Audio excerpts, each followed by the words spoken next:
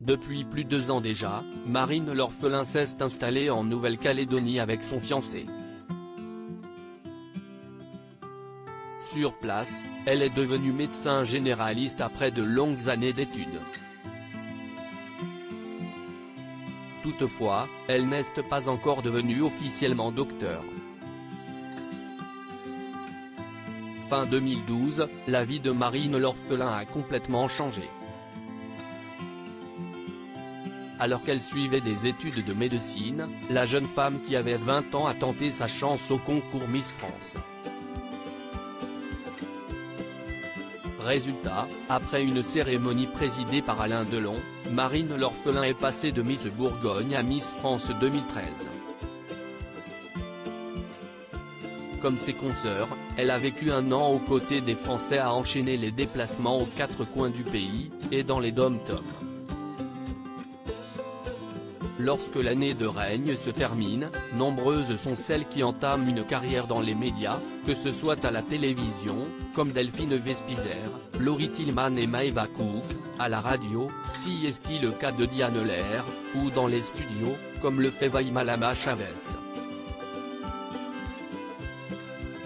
De son côté, Marine l'orphelin a décidé de poursuivre ses études afin de devenir médecin généraliste.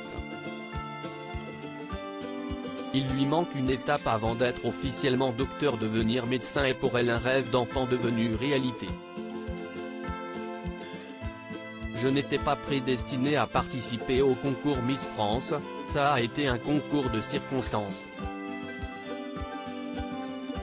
Quand j'avais 13 ans, je parlais déjà de devenir chirurgienne et je me suis lancé dans des études de médecine sans forcément avoir des proches dans le métier, a-t-elle confié dans Télématin. Et après des années de galère, la fiancée de Christophe peut désormais vivre de son métier puisqu'elle est devenue médecin généraliste.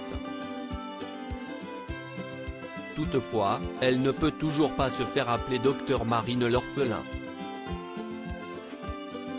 Il faut vraiment que je m'aille mettre dans une vidéo postée sur sa chaîne YouTube, elle révèle qu'elle doit d'abord passer sa thèse avant d'avoir ce titre.